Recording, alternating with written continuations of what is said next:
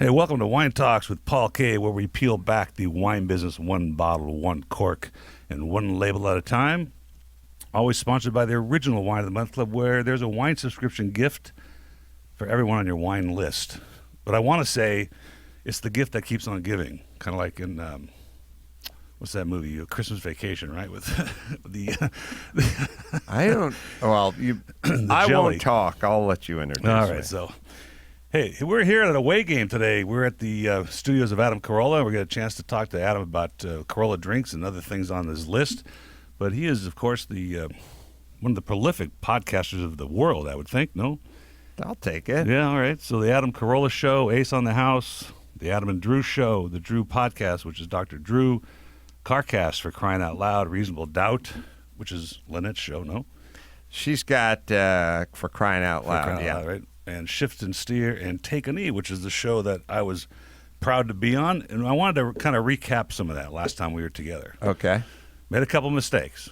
All right. So one of them was I don't have a GT350. I have a supercharged Shelby GT Mustang. Mm-hmm. All right. That's not, wait, what year was your Mustang? It's a 08. 08, okay. So Well, this is the not car. dramatically different. No, it's a 24 valve. This is the car where, you know, it was made at Ford. It got sent to Vegas at the Shelby shop. It was badged, and the horsepower went to like 320. Then you'd buy it from the Ford dealer. Right. I sent it back to be supercharged with a Whipple Chrome supercharger. Back to Shelby. Back to Shelby in Vegas, and that was really cool. Just did a doc on Shelby, so I know all about the man. I want to. That's on Netflix now. Yeah, it's on Netflix now. Shelby American. So I'll check that out. So I want to correct that.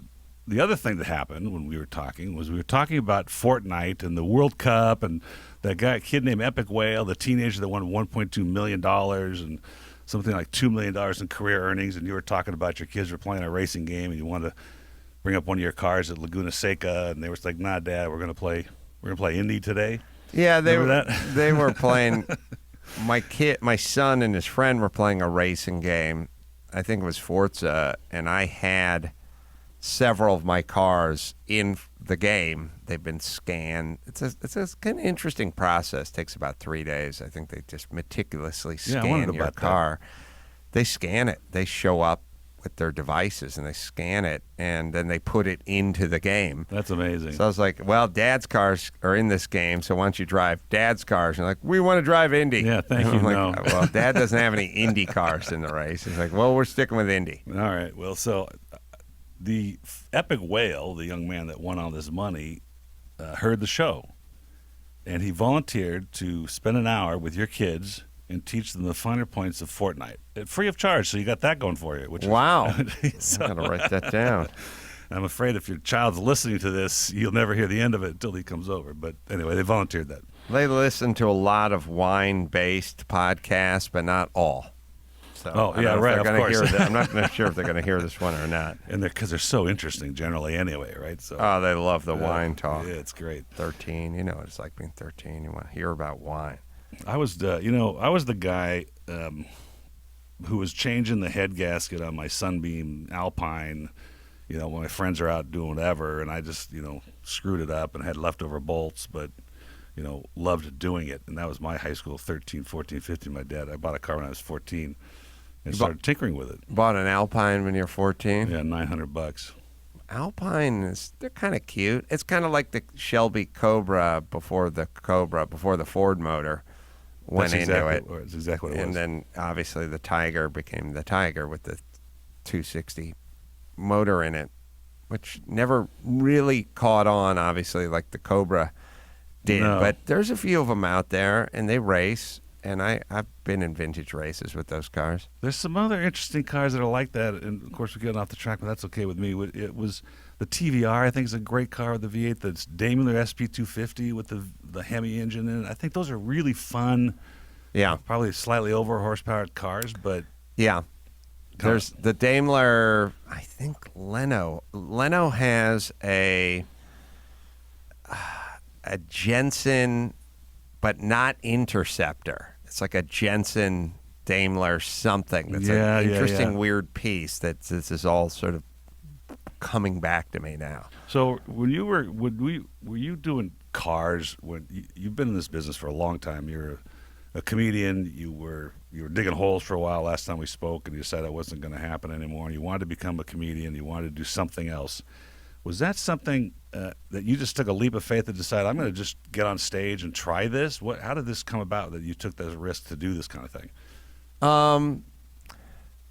I didn't. I was uncomfortable in my former life. I had a lot of poverty and a lot of no air conditioning and lots of small apartments with roommates, and I knew that I wanted. I like cars. I drove a truck. I wanted a sports car. I couldn't afford a sports car. I could afford one car, and it was a truck, and I needed it for my business, and that was that. And so I was like, well, you love cars, but you're never going to have a car or more than one car. That right there alone was reason enough to try to make some money doing comedy.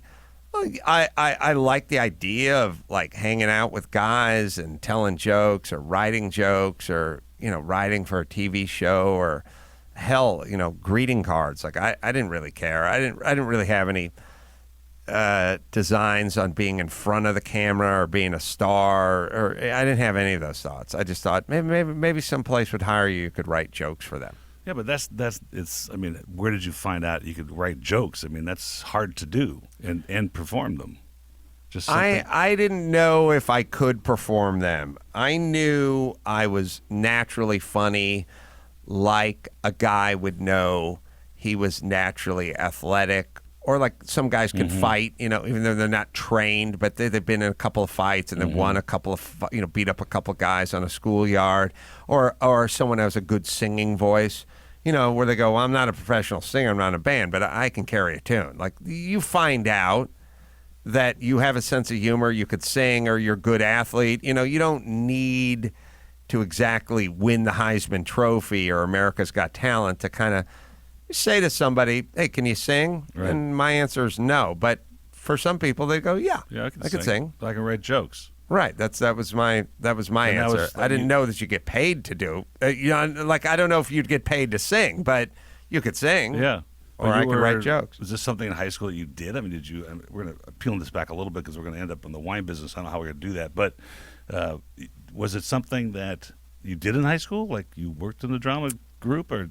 No. You just came out and did it. I didn't participate in any drama or any things of that nature at the high school level. I was a jock in high school. It was all about football and then sort of a little bit about baseball, and then that was the end of my career. I mean, I never went into the drama building. I never saw a play. I didn't really read. I didn't like the idea of like, here's some Shakespeare, like memorize this and come back. Like I would never want to read or memorize or do any of that. Stuff, yeah. I wrote, I just goofed around with my friends. I just wrote like parody songs, and my friend started this little like underground newspaper that he'd kind of distributed. It's like kind of a goof, and I would contribute stuff to it, but I couldn't really spell or type. So he'd like type, and I'd go, what if we did this story, and it was just like kind of this goofy sophomore kind of humor.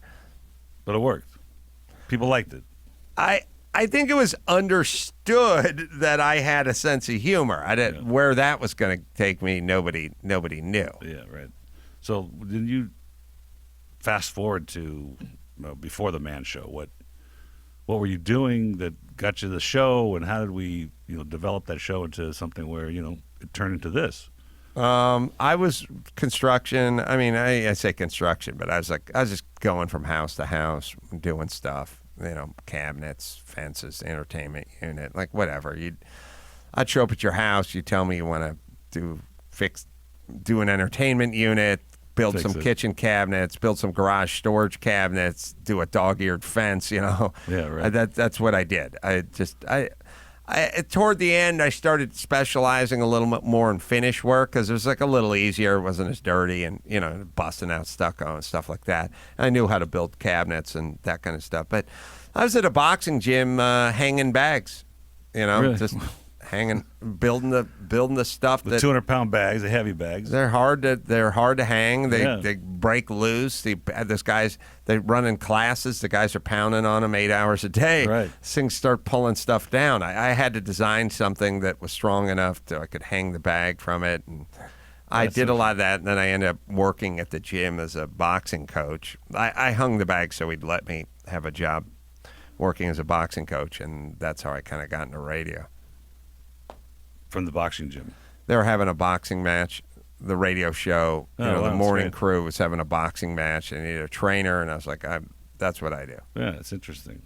Because this podcast thing that we were talking about last time, it's, you use the word that it's sort of pedestrian to have a podcast now, and I still think that it's still in its infancy compared to a technology like compared to YouTube. Right, YouTube is going gangbusters. It's one of the lead search engines in the world, and here comes the podcast, which I think is a more portable way of entertaining yourself and have access to interesting ideas. And like driving over here, listen to your podcast. You had no idea that this podcast idea was on the forefront of being so popular. Now that I see you have the Guinness Book of World Records for most downloaded podcast. Yeah, no, I didn't really know what it would become. My goal was always just to talk and communicate and sort of share ideas, and I thought it was a good format for talking and sharing ideas. I didn't exactly have any other jobs lined up in the showbiz world in terms of radio, syndicated radio jobs. So I was like, well, I'll do this. And I never really looked at it as work. I looked at it as an obligation, but not really work, Well, because you have a variety of shows, it's very interesting stuff. I read I don't know if it was one of your podcasts or one of the shows you're on where you were talking about, how hard can it be? You just get a microphone and, you sit in front of a mic and start talking. And all of a sudden it's turned into a much more complicated part of this business. In fact, my own experience trying to do this, well, now I got to build a sound booth, and I've got to have really good microphones, and I can't have sound that sounds like I'm in a room, in an opera hall, and I have to have a producer of some sort that's telling me what time the guests are coming and what time, we're going to start and what time we're going to end. So how did that evolve? Did this become all of a sudden like this thing's working and it just kind of pieced itself together? Oh, I had a radio background, so I sort of knew through my radio background that this wasn't going to be that different from radio. Mm-hmm. I think a lot of guys entered the podcast as if they were doing a podcast. I entered it like I was doing a syndicated radio show. So I sort of had parameters. I understood that you need a producer. That you don't need a producer, but it would benefit you having a producer, yes, having a sound guy, having someone working the board, having a schedule, having a booker, booking guests, that was all stuff that was in place from the radio days. And so I just took that and applied it to the podcast world. Because I have now some technology where I book a guest and it sends them an email, reminds them of this shoot. We're going to do it 2 days later, or 1 day later, 1 hour before the show. Here are the questions we're going to talk about. It gets complicated. I took my whole little studio down to the downtown Los Angeles to to a very famous hotel, set it up. Winemaker from Chile comes in, Lafitte Rothschild, the famous Bordeaux house, their Chilean arm. Great podcast with this guy, great history. Deleted it. Yeah. We've had some episodes very early on that had some of the same stuff, and it's heartbreaking. I've got the 2 discs in my hand, and I go, and I swapped them and put it in the camera. Format, yes, just done. Finished. Yeah. Little redundancy is probably a good thing. Probably a good idea. In fact, I sent that disc to one of those forensic data guys to find the 2 shows, the 2 mics, and never got there. So FedEx lost the overnight package. Wow, so it was meant not to be. Couldn't even get it done. So you're gonna fast forward a little bit. I got a phone call from one of your staff. We were dabbling in the wine business here at the Carolla Studios, and it was about Carolla Drinks, and it was about Mangria and some wine, and I want to talk about that a little bit because I want to help the company, develop a little bit. And it's an interesting thing. When did this idea come around that you were going to invest in and be part of the liquor business, so to speak? I, as a goof, made myself something called Mangria at home just because I was kind of screwing around and came in and talked about it, had a laugh, and went and played a show in Palm Springs several months later, and somebody had made me up like a homemade bottle of Mangria and labeled it and did it as sort of a goof and gave it to me like as a I think it's a present, but sort of as a joke. And then, of course, I drank it, and I came home. I came back, and I was laughing about it. And I had a listener up north, and he was in the business of making this stuff, or making.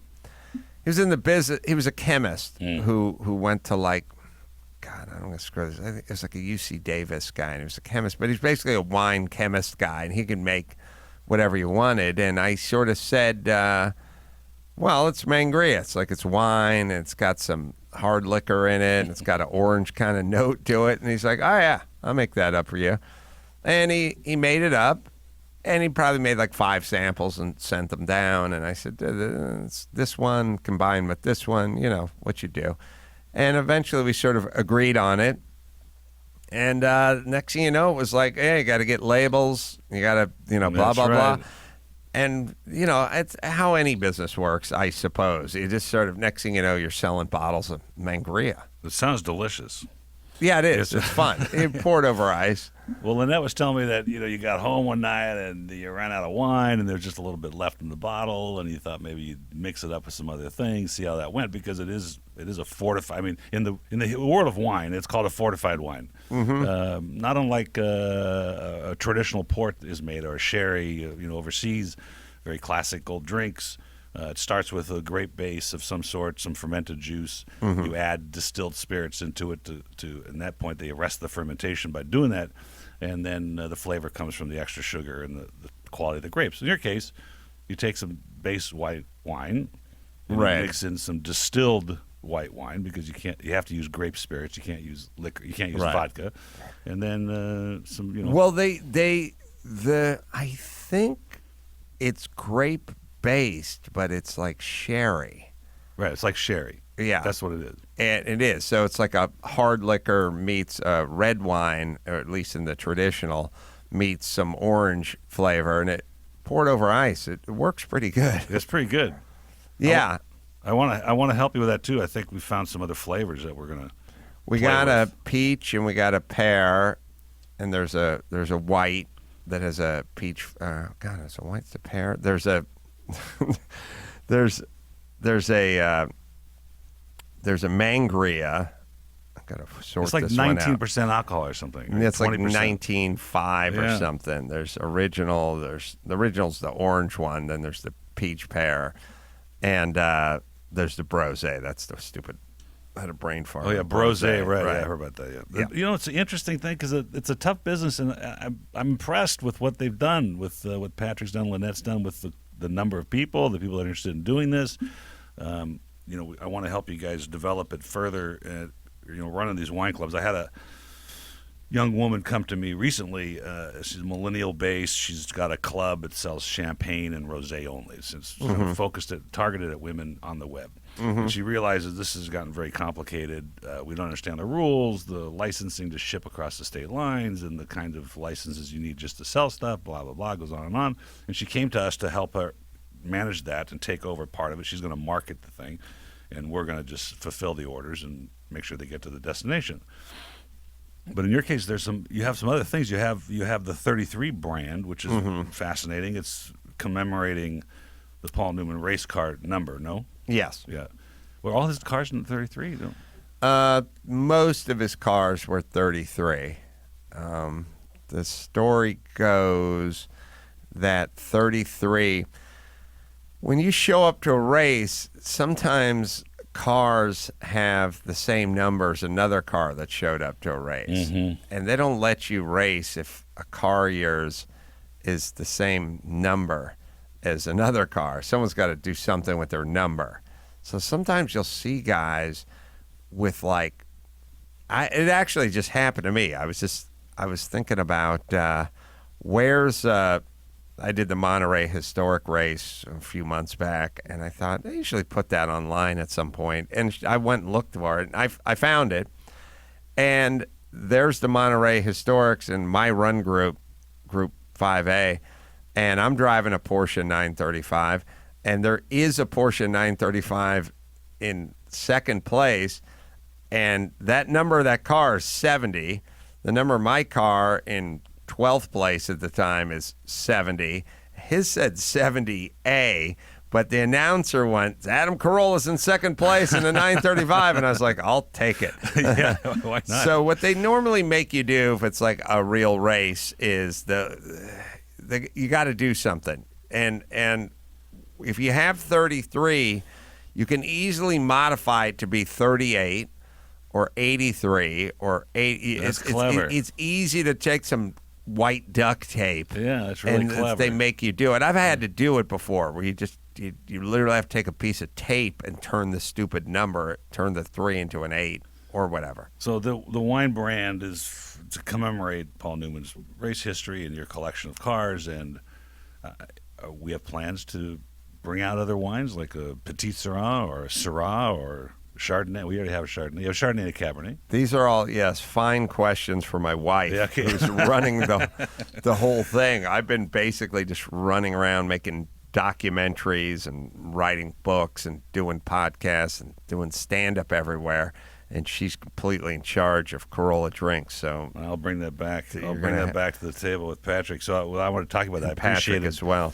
I appreciated the copy of the DVD for the 24-Hour War, and I found that great story. I knew the story before because having studied the Shelby stuff as well, but it was interesting that the timing of the show was, obviously they've been producing the movie that's out now for probably a couple of years, but you did this last year, this DVD. 24-Hour War is actually 2018 it came out? I think it's like 2016. Ah, okay. So it's it's like 3 years old. The Shelby doc came out just recently, okay. Shelby American, and the Newman doc was out before the 24-Hour War. So I guess we did the Winning the Racing Life of Paul Newman. That would have been like 2015 maybe, and then maybe 2016 24-Hour War, and then there's another racing doc that we're finally ready to put out on sale. It hit a few speed bumps along the way, pardon the pun, and that's you can get them all if you go to Chassis, and it's not spelled normally. It's CHASSY. If you go to Chassis, you can see all these movies and get the Blu-ray. You can stream them and get a poster. I want to see the Shelby American for sure. Is it on Netflix too as well? No. Shelby American's on Netflix. Yeah. The 24-Hour War is on Netflix. Right, so that's where I saw it. Well, I brought a picture that I'll show you after the show. That is a Cobra that my uncle owned, but the provenance of the car was that it was coming from New Jersey and ended up back in LAX, the Shelby plant. My uncle bought it. LAX, yeah. Yeah, he bought it from Carroll Shelby, and they worked on it together.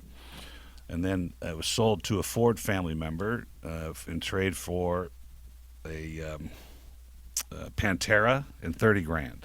And $30,000. And $30,000. This is probably 1980 something. So a Pantera, it was a 289 or a 427? I don't remember. You should know. How well, dare you? I never saw it. I know that the you got a picture of it. I have. Well, it doesn't say on there. I think it's a 289. You don't need to say. You You'll can look at the picture. I'll show you. Show me the picture. I'll tell you. So I found the guy that owns the car, and no shit, it's not here. You need a producer. Yeah, I got the Mustang. I got a '66 racing Mustang here though. So. Well, the point of the story was I found the guy that owned the car in Visalia, owned a BMW dealership, and I used a CSX number to track the guy down. And I was telling him on the phone about the provenance. He He goes, it went to Japan. It went there with the hardtop. I said, yeah, the hardtop had a porthole in it. He goes, it did? I said, yeah, because my aunt wouldn't ride in it unless there's a rear seat window. Even though she sat in the front seat, didn't matter. She wanted a rear seat window. So my uncle had a hardtop for the Cobra, cut a hole in it, took it, and somehow ended up in Japan, came back without the hardtop. And the guy goes, do you know if this was sold to a Ford family member? I said, yeah. He goes, how do you know? I said, he told me. Because he goes, because there's a gap from Jersey to the Ford family. I said, that was my uncle's. That's Right. why my uncle owned it. And he says that the car came back in parts, as a parts car, not in parts, but as a parts car. And I said, that makes sense too, because my uncle said that he and Carol worked on it together, tweaked the bolts themselves, and he bought it off the lot. And then, Wow. yeah, isn't that a crazy story? Yeah, so that car, he got it, a Pantera. 30 grand. Pantera's probably worth, Pantera's worth 60 to 90 now, like depending, and then 30 just grand. sad. But that car's $1 million. Yeah, easily. Well, It kind of depends on a bunch of stuff, but it's right around $1 million. the other guy, the guy says, and I sent him, he was practically crying on the phone because, the provenance of these cars is so important for these guys. And I sent him the pictures at no charge, which is how generous I am. But had the same license plate, black and yellow license plate from California, and the same mags on the car. So, along with that collection, since we're talking about cars, is this '66 GT350R, which is a crazy car. Wait, let me see that. It's one of 5. So he the story goes with that, and we can see that car. It's in Pasadena. It's R and it's painted up like a rent-a-racer. Yeah, and That's very bizarre. I would assume this was a clone car if I just saw it. 6,000 miles. It's a GTR. GT350R. Yeah, 350 GTR done in the Hertz rental car. Well, there was black scheme. and gold.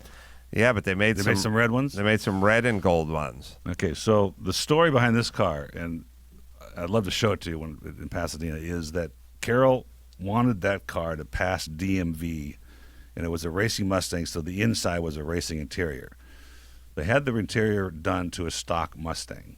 So you end up with a stock Mustang interior, all the rest of the components, if you go underneath it, open the hood, look at the drivetrain, it's all the factory racing Mustang stuff. And they passed it through DMV. And as my cousin would show the car, and if Carol was at the event, he would wink at him and say, do you still have the car? Yes, I got the car. I think they made 35 of those. Yeah, very few. 35, I think, is the number. I've never seen it in anything but white and blue. So I'm very curious about that color. So one day we're in Pasadena. We'll get him to open the trunk, the storage facility, and show us the car because he'll never let it go, at least at this point. Man, 66R. Yeah. Very, very Isn't that rare crazy? car. Yeah, I love those cars. And I did not know they did that Hertz color scheme. So that Very was interesting. the uncle that sold the cousin that owns that car sold me the other little roadster that my uncle bought before he passed away, which was the Panos AIV that I now still drive, and which is a crazy car, 2,500 pounds with 350 horsepower or something, 320. Ford powered, Mustang powered. Everything, yeah. Yeah, what year is that? Late 90s? 97, yeah. Yeah, that had a Mustang engine in it. Those cars won. They did some racing, and they won some racing in those cars. They never really caught on completely, but they did a fair bit of winning on the track at those cars. Dan Panos just passed away. He's the guy that invented the patch, the nicotine delivery system. I did not know that. Yeah, so that's how he made all his money. He created a racing team. And he bought the Panos chassis from, what's the famous brothers, the car? One guy's a chassis guy and one guy's a motor guy. Kind of a Lotus 7 type chassis. But and brought it from Ireland and started the company and made the GT racers. And the 99 was the last year that they made the Panos Roadster because they couldn't fit any airbags in it because there's no room. The car's and it's all aluminum with this big sort of tumor on the top of the hood because it Yeah, blister. yeah, it looks really Yeah, bad, so. they're cool pieces, and they just never really caught on No. out here. But they're squirrely. I almost lost it on the 2 freeway.